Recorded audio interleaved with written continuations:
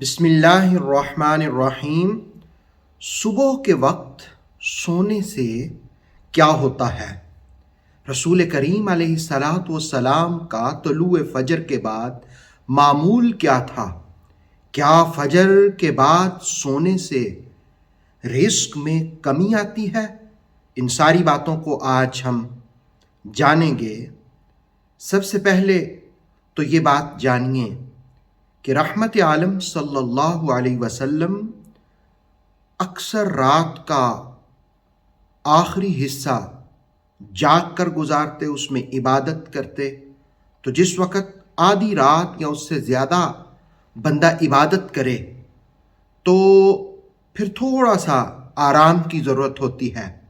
تو رسول کریم علیہ الصلوۃ والسلام، حضرت عائشہ کہتی ہیں، یہ بخاری مسلم کی حدیث ہے، ام المومنین فرماتی ہیں کہ جس وقت مؤذن آذان دے کر خاموش ہو جاتا تو رسول کریم صلی اللہ علیہ وسلم 2 فجر کی رکعت یعنی سنتیں ادا فرماتے، اور پھر داہنی کروٹ پر آپ تھوڑا سا آرام فرماتے۔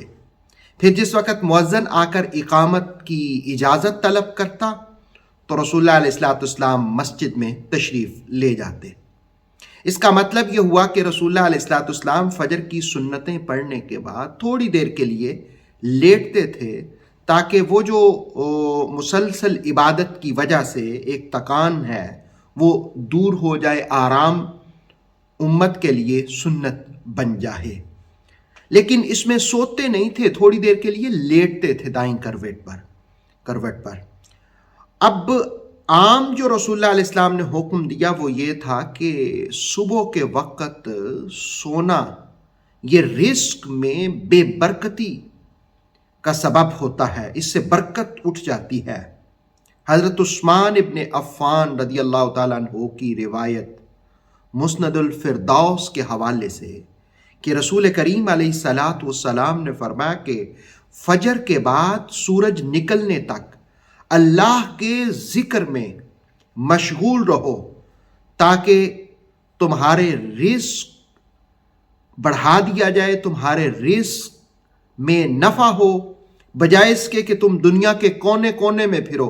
یعنی فجر طلوع ہونے کے بعد اللہ کا ذکر کرو تو اس سے تمہارے رزق میں اضافہ ہو جائے گا۔ اور دارمی کی حدیث ہے جس کو حضرت انس رضی اللہ تعالی عنہ روایت کرتے ہیں، رسول اللہ علیہ الصلوۃ والسلام نے فرمایا کہ نماز فجر سے طلوع شمس یعنی سورج نکلنے تک اللہ سے رزق طلب کرنے میں سویا نہ کرو۔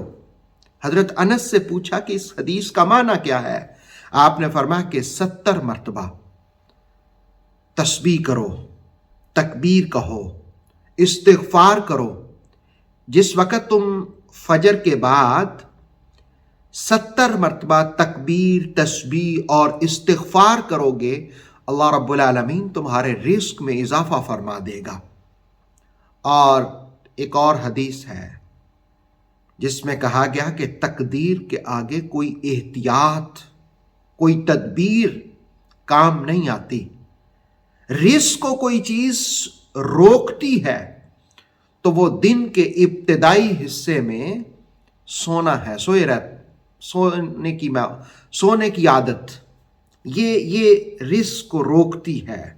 اور پھر آپ نے فرمایا کہ دعا جو ہے وہ بلا کو رد کر دیتی ہے، مصیبتوں کو دور کر دیتی ہے۔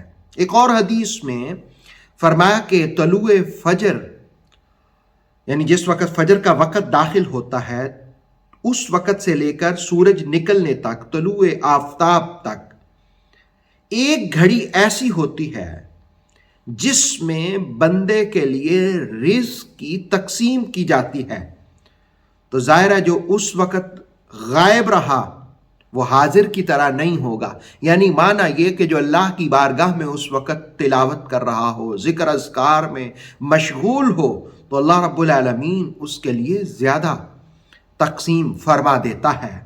اور شعب الایمان کی حدیث ہے کہ حضرت فاطمہ سلام اللہ علیہا فرماتی ہیں کہ میں صبح کے وقت آرام کر رہی تھی، رسول اللہ علیہ الصلوۃ والسلام آئے تو آپ نے اپنا پاؤں مبارک سے مجھے مخاطب کیا، مجھے ہلایا، جگایا اور کہا کہ یا بنیا، او میری بیٹی، اس وقت اٹھو، رب کے رزق کی تقسیم کا وقت ہے اور تم بھی شامل ہو۔ اس وقت تو غافل لوگ سوتے ہیں۔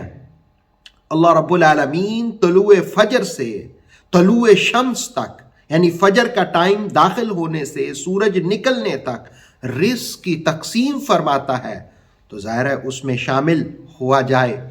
اور دیلمی کی حدیث حضرت علی المرتضیٰ کرم اللہ وجہ الکریم سے مرفوع روایت ہے، آپ فرماتے ہیں کہ زمین پر 3 کاموں کی وجہ سے زمین تکلیف کا اظہار کرتی ہے، ان میں سے ایک ناحق خون، اور دوسرا زنا کے بعد جو غسل کیا جائے، اور تیسرا طلوع آفتاب سے پہلے جو شخص سویا رہتا ہے، زمین اس کی وجہ سے بھی تکلیف کا اظہار کرتی ہے۔ تو فجر کے بعد سونا یہ پسندیدہ عمل نہیں ہے، اس کو فقہا نے بھی مکروہ قرار دیا۔ ہاں البتہ جو پوری رات عبادت کرتا رہے اور اس پر نیند کا غلبہ آ جائے فجر کے نماز ادا کرنے کے بعد، تو اس کے لیے آرام کرنے میں حرج نہیں ہے۔ ویسے معمولات یہی ہونے چاہیے کہ طلوع فجر سے سورج طلوع ہونے تک آرام نہ کیا جائے، سویا نہ جائے، اس وقت ذکر اذکار تسبیحات کیے جائیں۔ اللہ رب العالمین عمل کی توفیق عطا فرمائے۔